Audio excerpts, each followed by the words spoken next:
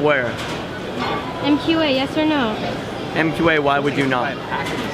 Like, MQA is one of the most subversive things that's ever been done.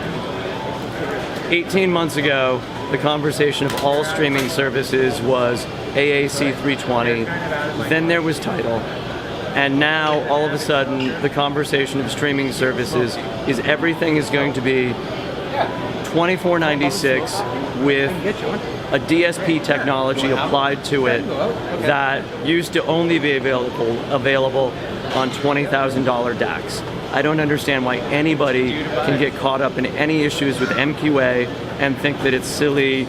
People are angry about who's getting billed for what.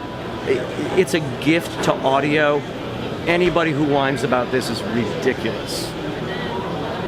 So as far as MQA goes, I don't think our position has changed from what we said last year. We're still not going to be doing MQA. My own personal opinion is that MQA is in a kind of a strange limbo, lose-lose situation where either they don't get onto Apple and Spotify and the larger streaming companies, and then the studios lose interest, or they do, and then MQA's logo starts showing up on phones, and then we can say, oh, it's really not an audiophile format, it's a consumer format, and we can ignore it. But that's me, I'm crazy, and we're kind of weird, so we'll see how it goes.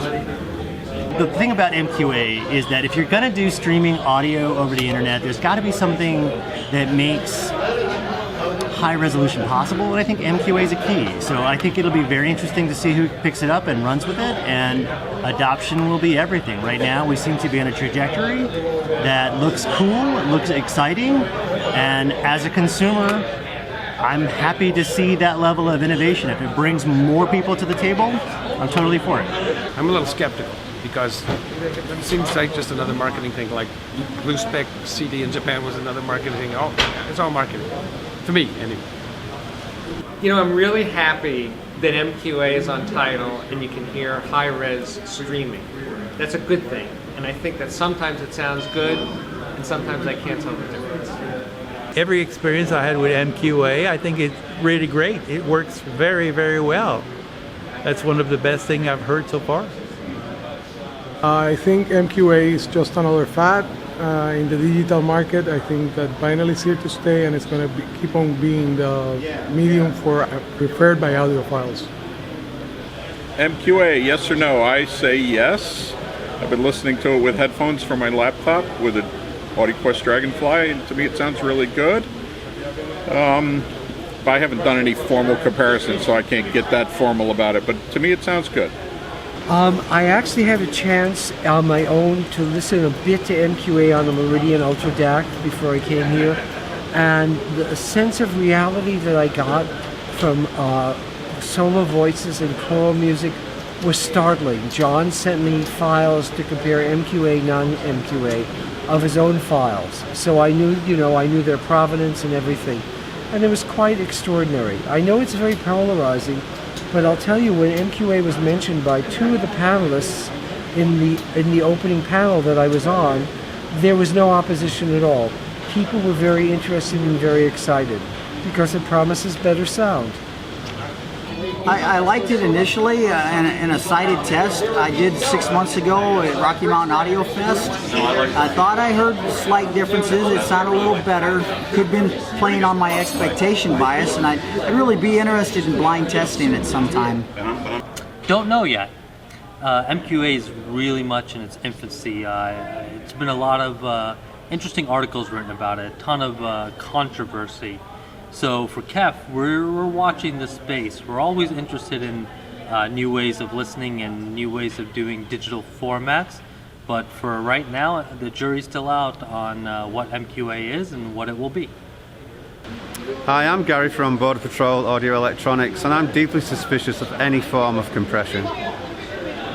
As far as what my musical tastes are, if you enjoy the music and it makes the music experience better, I'm all for it. And for now, from what I've heard from any MQA, I think it's a better format. I'm not technically opposed to MQA. I'm glad it's on Tidal, and I understand the technical merits of it.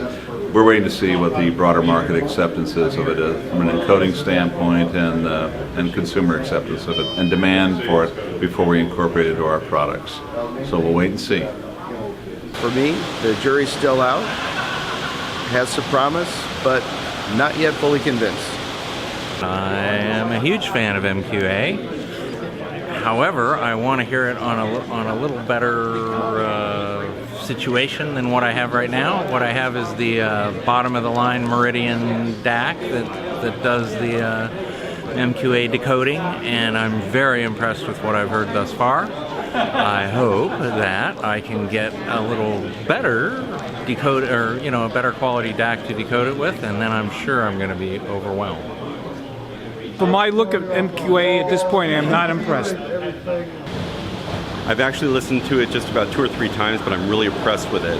And I haven't gotten any of the equipment yet needed to deal with the new format, but I plan to do it really soon, and I'm excited about it. My take on MQA is that it's just another excuse for the record companies to save themselves. I don't really think that there is an improvement in the sound. It has to be found somewhere else. MQA, yes.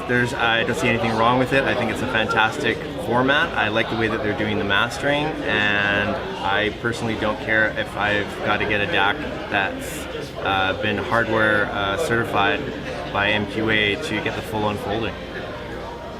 What's the question? MQA, yes or no? Does MQA stand for My Cute Analog? I'm a little confused by the question.